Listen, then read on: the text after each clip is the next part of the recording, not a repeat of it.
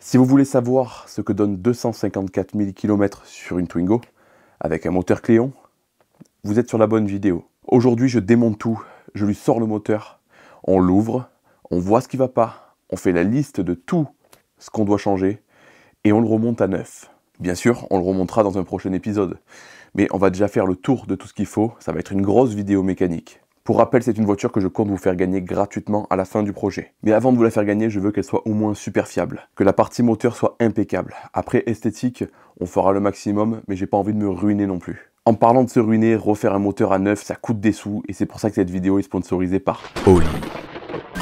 Oli, qu'est-ce que c'est? Normalement, j'ai une trame à vous lire, que je vais pas vous lire parce que le produit, je le connais. Depuis le premier placement de produit que j'avais fait avec eux, j'en consomme quasiment tous les jours. Donc, je peux vous en parler tranquillement. Oli, en gros, c'est une marque de boisson sous forme de poudre. Voilà, donc vous avez plusieurs gammes chez Oli. Pour la plupart d'entre vous, vous commencez à connaître l'animal que je suis. Et on va dire que je ne suis pas trop fan d'eau, si vous voyez ce que je veux dire. L'avantage de Oli, c'est qu'avec une seule dose, vous avez seulement 20 calories. Alors peut-être que ça se voit pas, c'est vrai, mais je fais du sport tous les matins. Et ça m'a beaucoup aidé à moins consommer de sucre, etc. Ils ont 3 gammes différentes. Ils ont une gamme Iced Tea, une gamme énergie et une gamme hydratation. Donc moi, mon préféré, il fait partie de la gamme énergie. Alors non seulement ça donne de l'énergie, ils n'utilisent pas de la caféine, mais de la New Caf, ce qu'ils appellent, c'est de la caféine cristallisée, il me semble de mémoire. Voilà, en gros, l'effet boost dure plus longtemps, donc pour des mecs qui dorment pas beaucoup comme moi, c'est génial, voilà. Et ça évite de s'empiffrer des boissons avec énormément de sucre, hein, on connaît toutes ces boissons. Donc mes préférés, celui-là en gamme énergie, donc lui c'est fraise, orange et citron, qui est excellent. Dans la gamme hydratation, c'est le White Peach et le Strawberry Kiwi qui sont tuerie. Le White Peach, je pourrais en boire des litres, pas de souci. Ils font plein de bouteilles différentes. Il y a des bouteilles en forme de shaker pour aller au sport, tout ça. Il y a des bouteilles en verre comme celle-là. Il y a des bouteilles thermos. Alors vous irez voir sur le site directement. Je vous mettrai le lien si vous voulez aller voir, etc. Une fois que vous avez trouvé le goût qui vous plaît, vous pouvez acheter des gros pots comme celui-là. Et dedans, il y a 50 doses. Alors moi, je vous dis la vérité, avec un pot, je fais beaucoup plus de doses parce que je dose à moitié. Le goût est très fort, donc voilà. Avec ça, ça dure un moment. Donc si vous voulez tester, ils font des gammes découvertes. Je vous mets toutes les informations en description avec les codes promo, etc., etc. Bon, pour commencer, ce qu'on va faire, c'est qu'on va déjà dégager le capot parce que quand je vais le lever, la lumière est juste en dessus, on n'y verra rien. Donc en réalité, j'ai pas vraiment besoin de l'enlever, mais pour votre confort visuel, on va le faire. Hop là. Première étape, on décroche le petit tuyau du lave-glace là. Parfait, ça coule un peu, mais on s'en fout. Il faut qu'on vienne enlever les 4 écrous des deux côtés, et normalement ça devrait sortir assez facilement.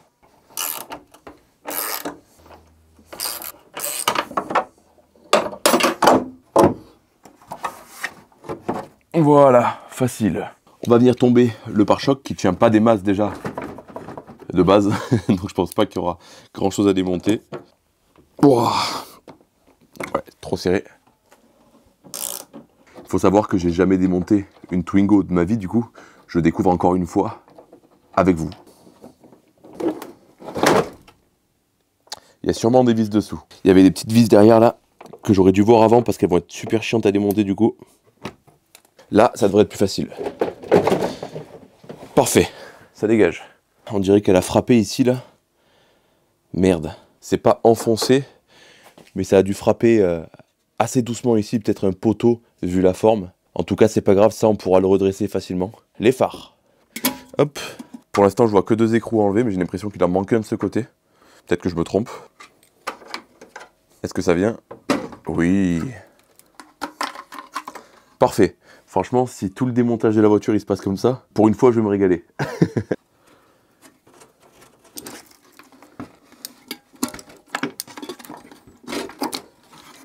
Ok. Bon, déjà à noter, il faut moins de 10 minutes pour enlever tout ça. C'est vraiment le genre de truc qui me plaît. J'aime pas me casser le cul à aller enlever des vis cachées partout, tout ça. Gros point positif pour la Twingo pour l'instant. Et je pense qu'une fois qu'on aura enlevé toute la face avant, le moteur, pareil, il va sortir très facilement parce qu'on peut le sortir de l'avant comme ça. J'ai l'impression, peut-être que c'est une impression, que je vais m'amuser sur cette petite Renault. Est-ce que la malédiction va être là? On verra. Alors j'aimerais commencer à regarder pour tomber toute la face avant là. Et je vois qu'il y a un fil qui passe ici. qui traverse tout le long et qui vient passer de l'autre côté. Donc il doit y avoir peut-être caché derrière ça là, des prises, peut-être que je me trompe, pour pouvoir les déconnecter entre eux et les foutre sur les côtés. C'est ce qu'on va aller voir. Non, j'ai pas l'impression qu'il y ait des prises à l'intérieur. Peut-être que... Est-ce que ça s'ouvre ça? Non, c'est bien ce que je pensais, il n'y a pas de prise. Donc comment on fait là? C'est bizarre qu'on puisse pas le déconnecter celui-là pour tomber la face avant. Au pire des cas, si j'ai pas envie de me faire chier, je le couperai et je le ressouderai plus tard. On peut déjà essayer de démonter le système de la gâche là pour ouvrir le capot. C'est juste un fil à pousser vers le bas apparemment. Exactement. Parfait. Ça, mon câble de la gâche est enlevé. Ici là, je vois qu'on a les fixations du radiateur. Je vais venir les dévisser des deux côtés. Au moins ça sera fait. Donc là, le radiateur, il commence à tomber. Voilà, au moins, ça libère le petit pion qu'il y avait ici, là.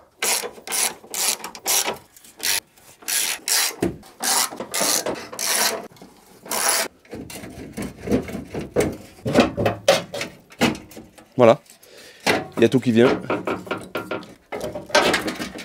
Voilà, c'est venu, mais le seul truc où je me retrouve emmerdé, c'est ce fameux fil qu'on a vu au début. Donc je vais pas me faire chier, je vais le couper et je le ressouderai plus tard. Ok, ça dégage. Là, on se retrouve directement face au moteur. J'ai fait un peu le con en coupant ce fil. J'aurais dû peut-être enlever la batterie avant, ça aurait été plus intelligent. C'est pour ça que je vais l'enlever maintenant. Hop. Et ça dégage. Ici, là, j'avais traité la rouille avec du Frametto, mais je pense que je vais utiliser le produit que j'utilise pour la 403 pour avoir un rendu un peu plus sympa. Je vais venir frotter dans tous les cas pour enlever l'excédent de rouille et on viendra tout traiter, repeindre pour que ce soit beaucoup plus propre parce qu'il n'y a pas de trou, hein, c'est encore solide, donc pas la peine de changer la pièce, de ressouder des trucs. En tout cas, pour l'instant, rien d'alarmant.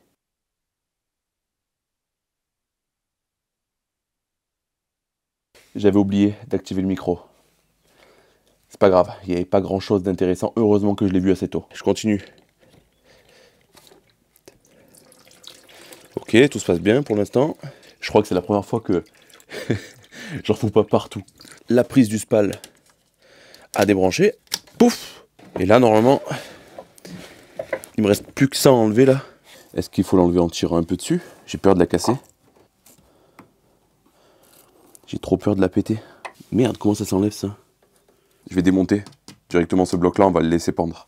Je vais utiliser des tout petits outils pour des tout petits emplacements. C'est Inel qui fait ça. Ok. Ça y est. J'adore comment c'est fait. Je vais venir dégrossir un peu tout le bordel, enlever la boîte à air, enlever plein de trucs pour que ce soit plus pratique pour le sortir. Enlever les durites aussi. En plus, elles ont l'air vachement propres, je suis très content. Ensuite, on va venir mettre la voiture sur les quilles, enlever les roues, commencer à tirer les cardans, vidanger moteur, boîte, etc. Et je pense que finalement, on va le sortir assez rapidement ce moteur et on pourra rapidement commencer à ouvrir, voir l'état au bout de 250 000 km. On continue. Tac. Magnifique. La boîte à air.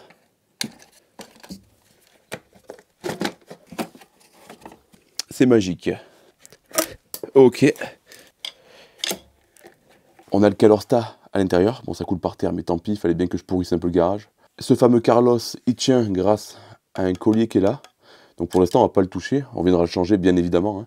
Mais ce collier, c'est bizarre. On dirait qu'il y a un truc... je sais pas ce que c'est, ce truc noir dessus. Est-ce que c'est une sorte de scellé pour dire que c'est Renault qui l'a changé? J'en sais rien. Je sais pas si on gardera ce machin.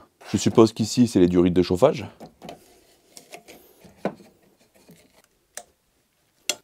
Ok.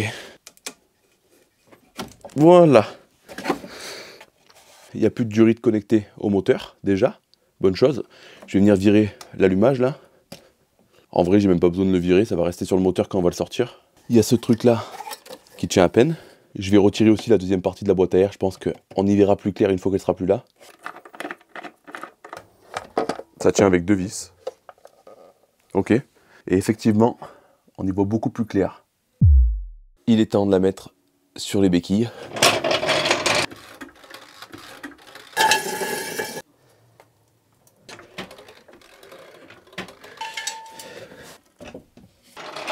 Voilà, maintenant que le monstre est en l'air, on va pouvoir vidanger le moteur, vidanger la boîte et commencer à enlever les roues, les cardans, etc. pour pouvoir faire sauter ce bousier. Qu'est-ce que j'ai hâte de le voir tout propre. Le bloc, on va tout le refaire et tout, il va être super beau ce moteur. Et vu qu'on va faire du OEM, on ne devrait pas avoir trop de problèmes, j'espère. Mais vous imaginez même pas comme je suis excité à l'idée de faire du OEM, justement. Restaurer les pièces, faire un truc super joli, tout ça. Je vous jure qu'à la fin, je vais avoir quand même la boule au ventre de la faire gagner gratuitement. Mais c'est pas grave, je me suis engagé, je le ferai. On vidange. Ok, dans l'œil. Ah, génial. Mine de rien, on dirait pas, mais c'est vachement bas une Twingo. Le bouchon de la boîte, on va commencer à démonter les roues. Hop là, ça dégage. Bon voilà, ça va être hyper compliqué de vous montrer tout ça. Je vais essayer de mettre la caméra sur le front, mais je vous promets rien au niveau des plans. Au pire des cas, bon, on sautera cette étape en vidéo, mais il faut que je vienne enlever la biellette ici. Il faut que je vienne enlever le triangle qui est derrière. Enfin, vous avez déjà vu ça sur ma chaîne. L'étrier, il faut que je le fasse sauter. Il faut surtout prier pour que le cardan ne soit pas coincé là-dedans. Et voilà, caméra sur le front. Et on va voir si la malédiction est là ou pas.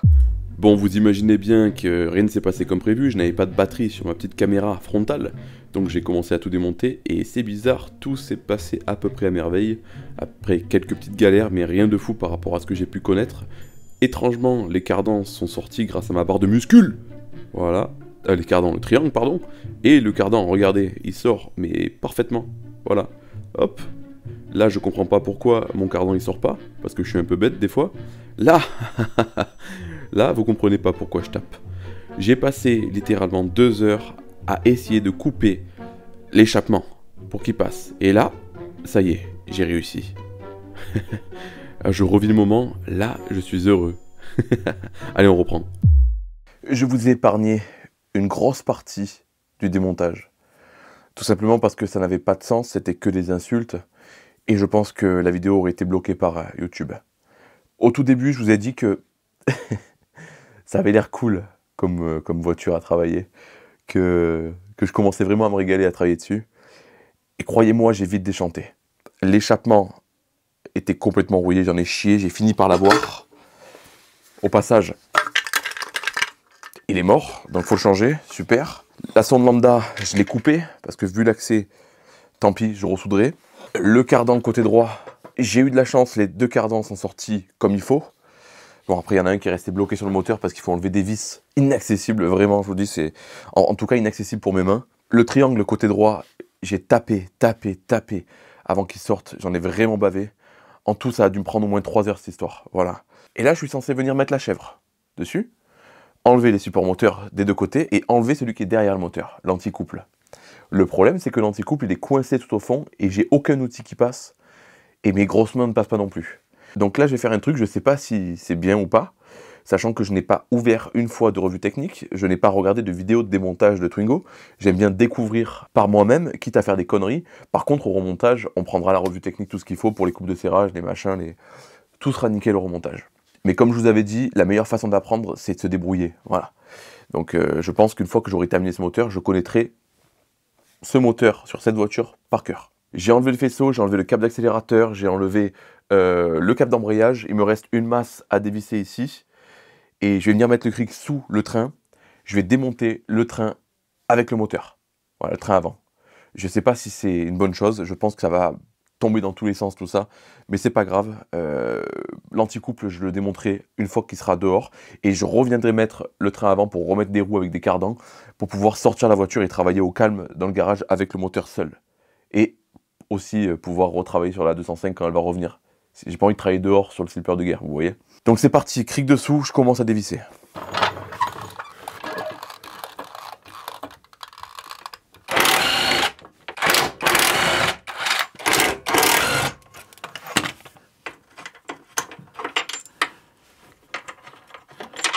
Parfait.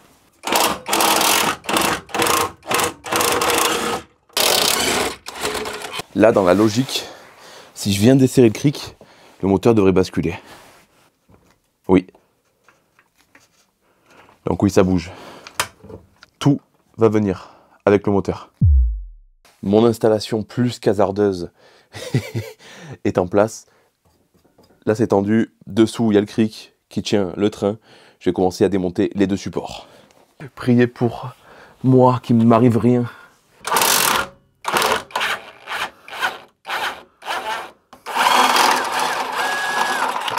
Ok, les deux premières vis sont enlevées.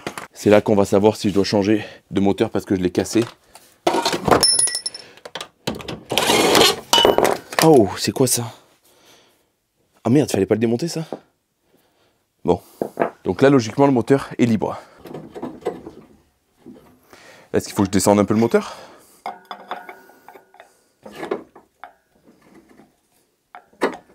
Ok. Pourquoi ça descend pas? Merde! Merde, j'ai oublié un détail, la colonne de direction. Merde, merde, merde. Non, et je suis trop con, il y a la colonne de direction qui est accrochée. Oh le débile. Par contre, maintenant que j'ai un peu plus d'accès, peut-être que je vais pouvoir venir démonter l'anticouple là. C'est pas impossible maintenant que j'ai la place. Allez! Putain, me rends pas fou.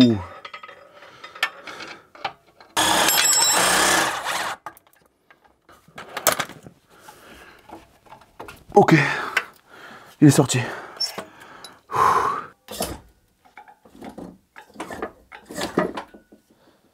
Ok. Qu'est-ce que c'est qui te retient encore?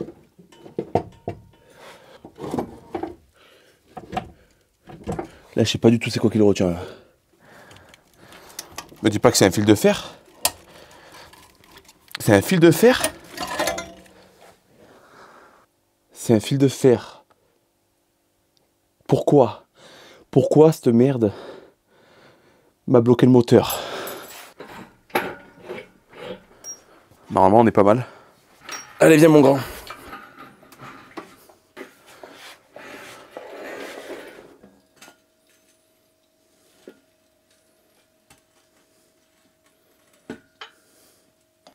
Vous pouvez dire ce que vous voulez. Vous pouvez me juger sur la façon dont je l'ai fait. Je l'ai fait. Je vais me coucher. Je vous ai épargné le moment où je sors la Twingo du garage. Dans l'épisode précédent, vous m'avez déjà vu pousser la Gauloise. C'était beaucoup plus léger, une Twingo sans moteur. Mais j'ai été confronté au même problème de place quand j'ai sorti la voiture. Bref, le moteur est dehors. On va commencer par tomber la boîte, l'accrocher au support moteur, on va dépioter tout ce qu'il y a autour et on va enfin savoir dans quel état se trouve ce magnifique Cléon.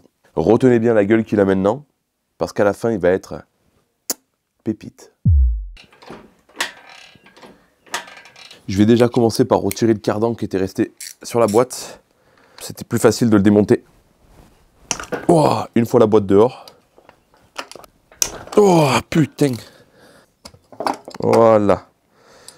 Ça dégage. Je vais remettre juste les vis dessus pour pas me perdre au remontage. C'est beau.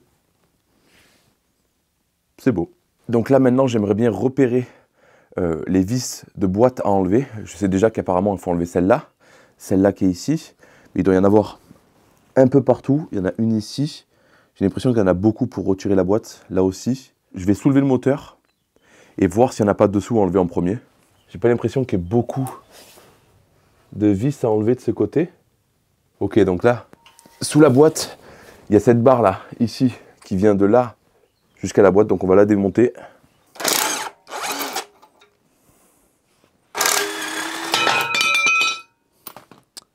C'est tombé. Une vis qui est cachée là derrière. Est-ce que je y accède ou pas? Non.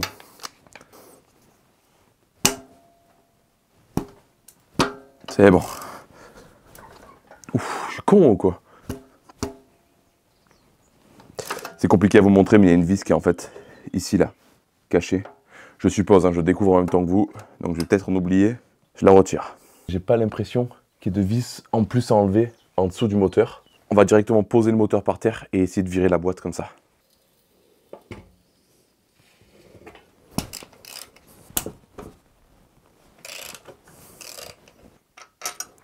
Ok. Une ici.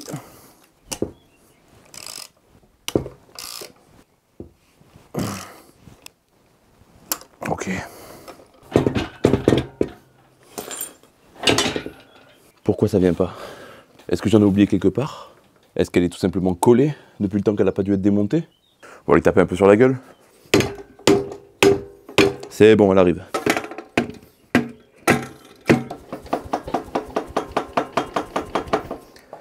Il y a un truc qui la tient. Je suis en train d'enlever une sorte de petite plaque qui cache le volant moteur de l'autre côté. Je me demande si c'est pas ça qui retient. On va le savoir. C'est ça la plaque que j'ai retirée. Ça y est, c'est bon. Peut-être que cette plaque en fait retenait quelque chose. La boîte, ça dégage. Il faut qu'on vire l'embrayage. On vire le volant moteur, le démarreur au passage, et on vient la foutre sur le pied d'atelier. Allez.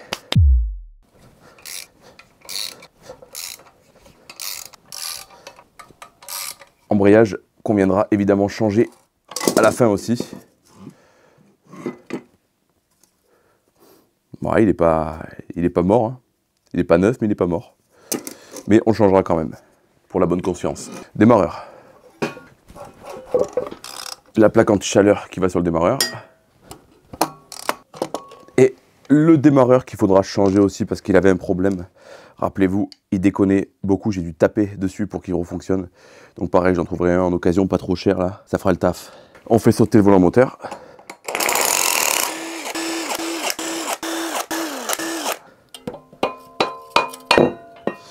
Et voilà. Mini volant moteur très léger. Et on n'a plus qu'à venir le mettre sur son pied d'atelier. J'ai fait une invention un peu bizarre. Ça bouge plus, nickel. On a enfin le moteur sur son support. J'ai hâte de voir à quoi ça ressemble à l'intérieur. On vire tout ce qu'il y a autour et on ouvre le bousin. Bon, on va déjà détendre la courroie accessoire.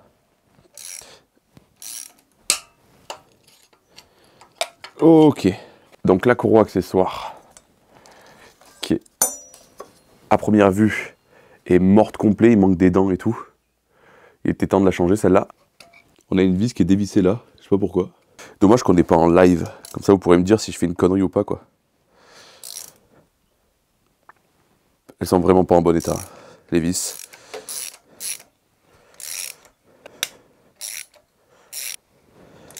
Je vais dégripper celle-là parce que elle me fait très peur. Ouais, putain, c'est pas bon. Hein. La revisser un petit peu avec le dégrippant. Moi, je vous le dis, il y a une chance sur 2 qu'elle pète.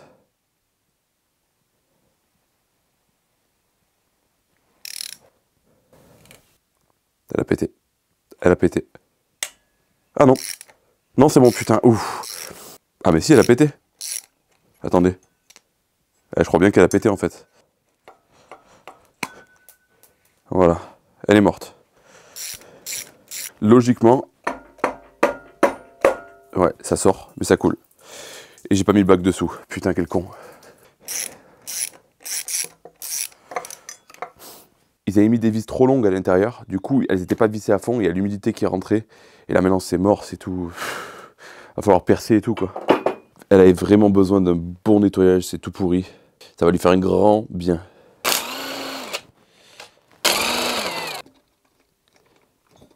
Hop là. Alternateur, support moteur. Adieu.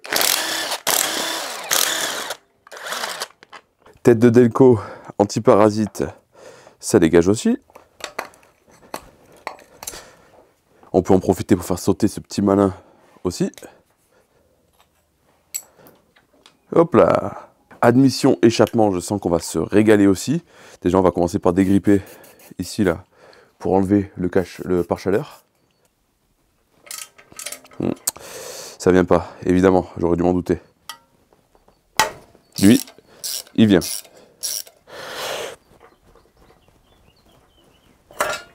Cassé. Mais c'est pas grave. Au moins, on peut retirer la plaque. Ce sera plus facile pour venir retirer tout le bordel là. C'est pas serré du tout. Incroyable. Ça, c'est beau.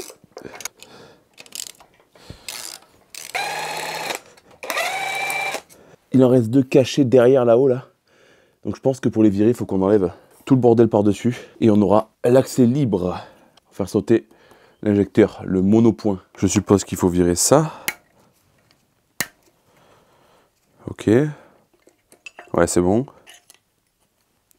peut faire sauter le chapeau. Non. Ah bon, on fait tout sauter. Ok, bon. Ça tient que avec ça. Bon, tous les plastiques sont morts. On fait sauter la plaque de protection. Et voilà, on peut enlever les deux vis qui restent ici.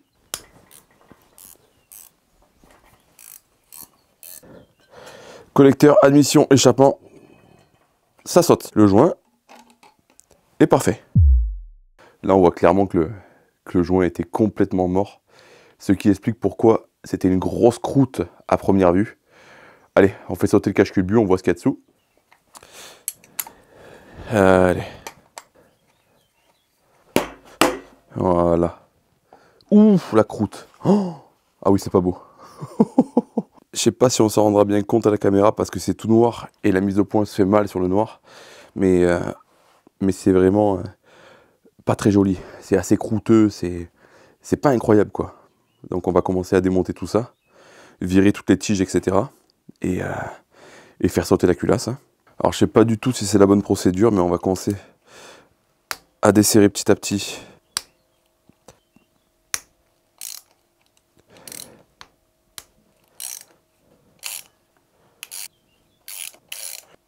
Normalement, elle devrait venir facilement.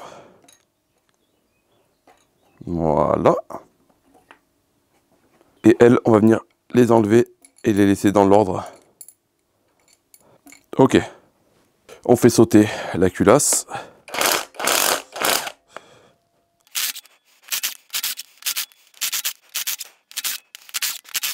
Regardez pas mon ordre de desserrage catastrophique. Les goujons seront changés et la culasse sera vérifiée.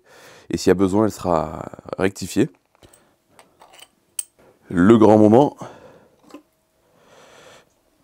Super propre. Super propre. Nickel. Ne vous inquiétez pas, on fera le tour des pièces, voir leur état tout à l'heure. Pour l'instant, on continue le démontage. Magnifique joint de culasse. Bah, qui n'avait pas l'air mort. Hein. Ou quoique. Il n'était pas mort, mais il n'était pas dans le meilleur de ses états, quoi. Donc tant mieux, on change ça. Les pistons sont minuscules. J'adore. J'ai oublié de filmer, je suis désolé, mais en retournant le moteur, j'avais complètement oublié qu'il y avait des poussoirs dans le bloc. Donc il y en a un seul qui est tombé, mais heureusement, j'ai pas perdu le sens. Bon après, je suis pas sûr que ce soit très très important, mais au moins j'ai pu les ranger dans le bon sens. Maintenant, je fais sauter le carter et on voit ce qu'il y a là-dessous. Logiquement, il devrait sortir.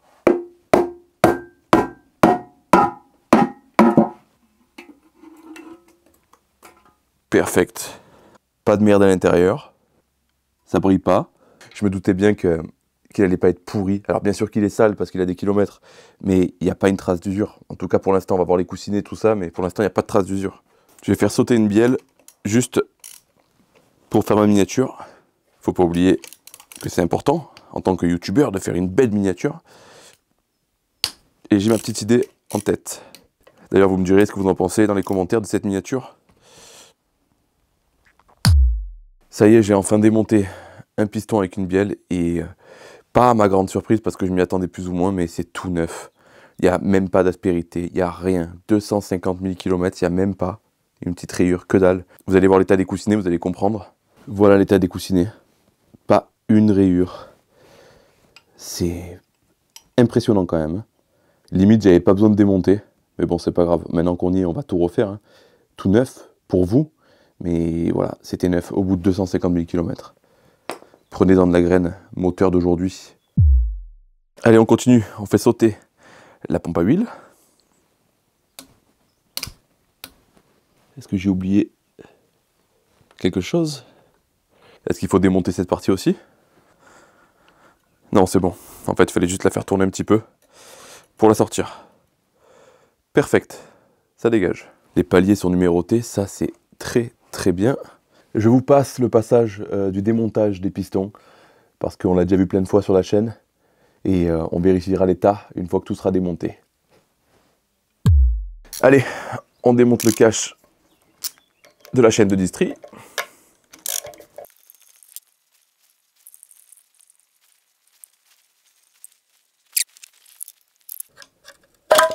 Voilà. La chaîne avec son tendeur qu'on a ici. Voilà, nickel. Ouais, je pense qu'il y a un outil ou une technique qu'on verra sur la revue technique. En tout cas, ça, c'est démonté. Et comme on peut le voir, il est bien bouffé par la chaîne, donc il faudra le changer. Ça me rappelle quand je faisais des Harley, il y avait souvent ce problème de tampons, de tendeurs qui se bouffaient et qui tombaient dans le bas moteur, qui venaient boucher la pompe à huile. Voilà. Et là, normalement, il y a tout le bordel qui devrait sortir. Exactement. On continue le démontage. Hop. Et là, dans la logique, on devrait avoir l'arbre à cam qui sort tout seul comme ça.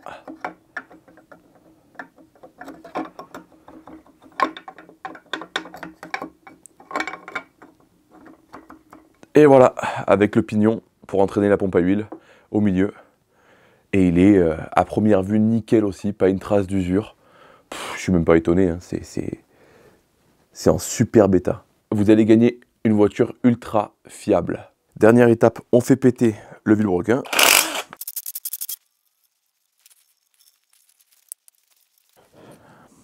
Joint spi.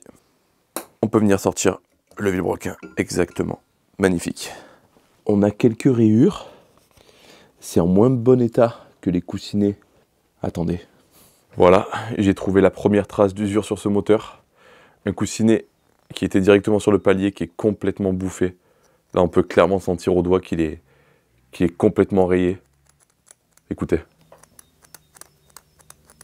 Tout le long du démontage du moteur, j'ai eu un gros doute. Je me disais, putain, j'ai été con, pourquoi je l'ai démonté?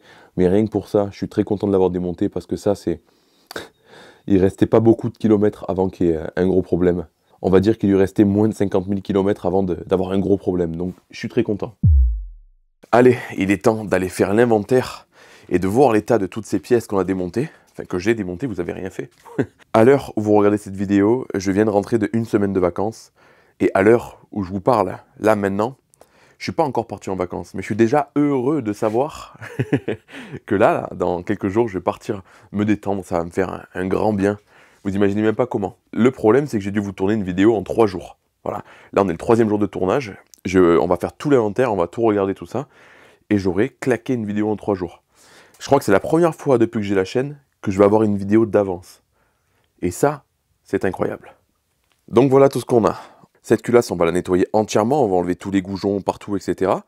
Bien sûr dans le prochain épisode, hein, mais on va la passer au bac à ultrasons et ensuite on l'emmènera chez un usineur ou quoi pour qu'il la vérifie, pour qu'il voit si elle est bien plate ou quoi. Si elle n'est pas parfaitement plane, on la fera rectifier, quitte à la réduire un petit peu, ça rajouterait un petit peu de compression à la Twingo, elle marchera un peu plus fort. Bon, ça sera minime, mais bon. Il y a peut-être 0,5 chevaux à gagner. La pompe à huile, c'est pareil, on va la nettoyer entièrement. Toutes les bielles pistons sont en bon état, sauf celui-là, malheureusement. On a une grosse rayure là, ici, qu'on sent vraiment bien au doigt. Heureusement, c'est une rayure qu'on ne retrouve pas sur le vilebrequin. Je l'ai entièrement regardé, je l'ai complètement nettoyé.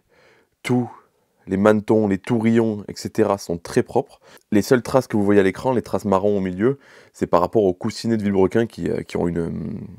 vous savez, il y a un trait au milieu, quoi. Enfin, il y a un petit épaulement au milieu. Mais au niveau des tourillons ou des... J'ai oublié si c'est les tourillons ou les mantons, ceux-là. Bon, vous m'avez compris. Et sur ceux-là, il n'y a aucune trace.